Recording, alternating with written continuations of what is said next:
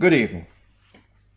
Many of the problems we face are related to the struggle for power of the communist ideology by its supporters in Malaya. I shall have to talk to you about the nature of the challenge which the communist system and the Communist Party of Malaya are posing to us in terms which may not have been used before.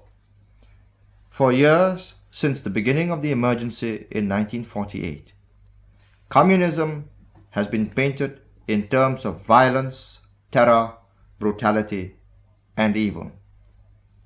There was violence, there was terror, there was brutality, and there were evil men. But that is not the whole story. For if it were as simple as that, the communists would have died and perished with the collapse of their armed revolt. It's because together with these bad points, they have some strong qualities that have made them survive in spite of the collapse of their armed revolt.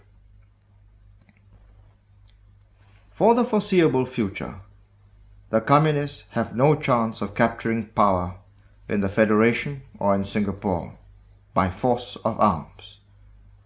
But they have been able to continue the struggle for the communist cause through new methods. Many of their old supporters in the jungles have died or been banished. Some have drifted back anonymously into the towns. Only a hard core remains on the Malayan-Thai border. But new recruits have been found. These are the idealistic young men and women, largely from the Chinese middle schools of Malaya, both the Federation and Singapore. These are new men fighting under different conditions with different methods and tactics to create a communist Malaya, partly by persuasion, mainly by fanaticism and faith that the future belongs to the communists. These new recruits are continuing the struggle. They press on, capturing the leadership of trade unions, cultural associations, and old boys associations. Most important of all, they try to capture the power to manipulate the lawful political parties. Past governments call this subversion. Because the Communist Party is illegal in Malaya, none of its followers go about telling people that they are communists. Publicly, they will always pretend to be Democrats. Privately, they keep on recruiting as many effective persons as they can persuade to join them in the communist cause. The communists say that I have raised the bogey of communism in order to confuse the people. They blame us for splitting the so-called unity of the left and list our failures. The failure of no intra-party democracy, the failure of not consulting them, the failure of not taking their mass line, and therefore being isolated from the masses. In other words, the failure of not espousing the communist cause. The truth is, they do not want their quiet and relentless erosion of our society to be made public. The time has come for me to tell you what is going on in Singapore, why these things are going on, and what the future is likely to be. You have to decide on your future, and you must know the truth. When I talk of these problems, I shall be talking from personal experience and knowledge which my colleagues and I have gained from over 10 years of activity in the trade unions and in active politics. I shall not be telling you something which I have learned from police files or secret reports. Not because these reports are not true, but because I can speak so much better of the things that I have personally seen and heard and participated in. My colleagues and I are that generation of young men who went through the Second World War and the Japanese occupation and emerged determined that no one, neither the Japanese nor the British, had the right to push and kick us around.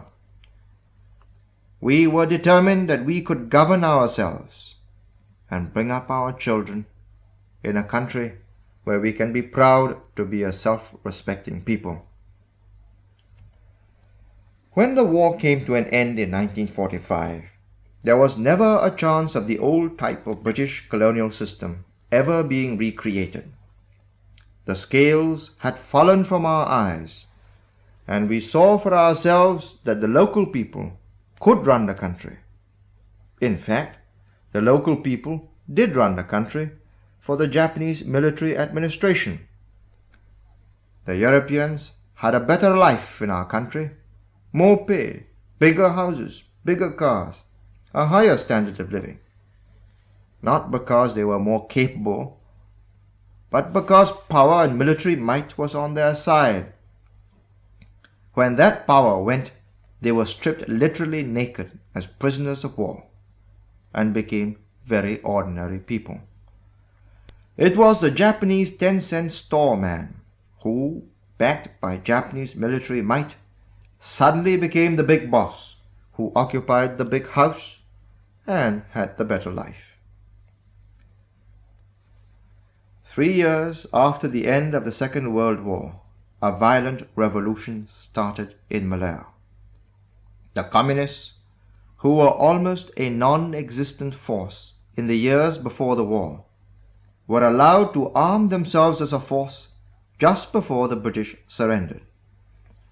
They went underground with those arms. Over 3.5 years, partly with the arms they took underground, and partly with more arms parachuted in by the Allies, they built up a tough little army in the jungles. With the surrender of the Japanese, they came out into the towns.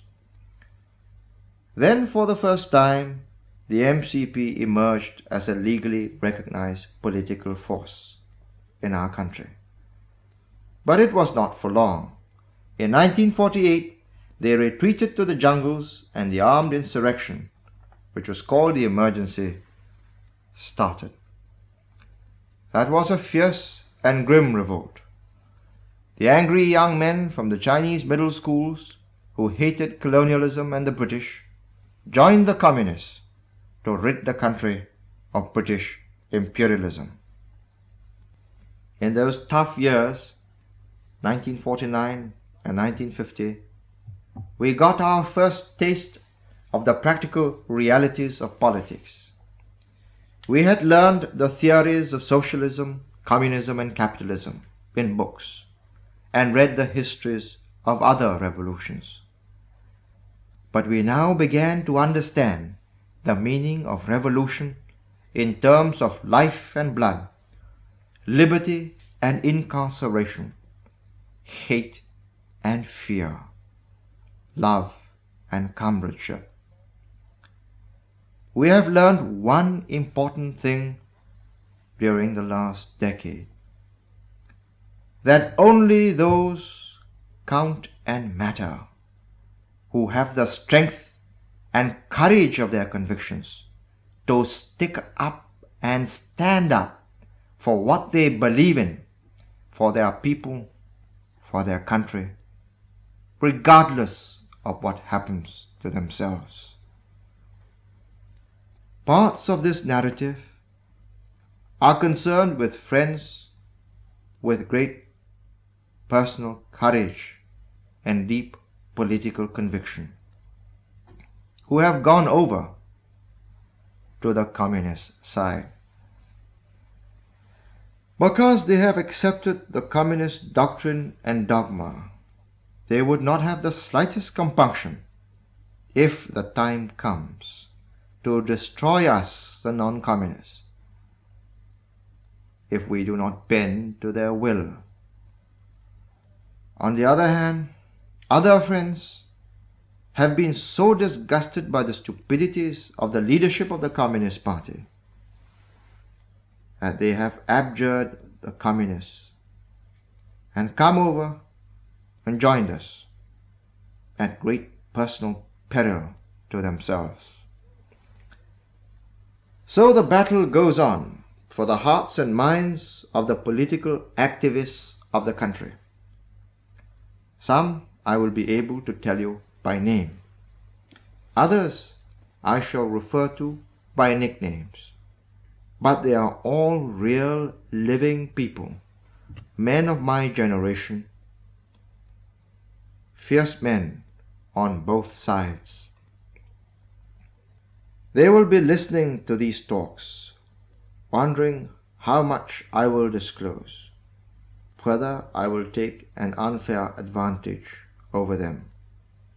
My colleagues and I, not being ruthless communist cadres, have different standards of conduct from them. Personal friendship and sentimental regard for old friends matter with us. In my next talk, I shall tell you how we joined the fight against the British and got to know the communists, how it all began in the PAP and how it ended up with us being in the government.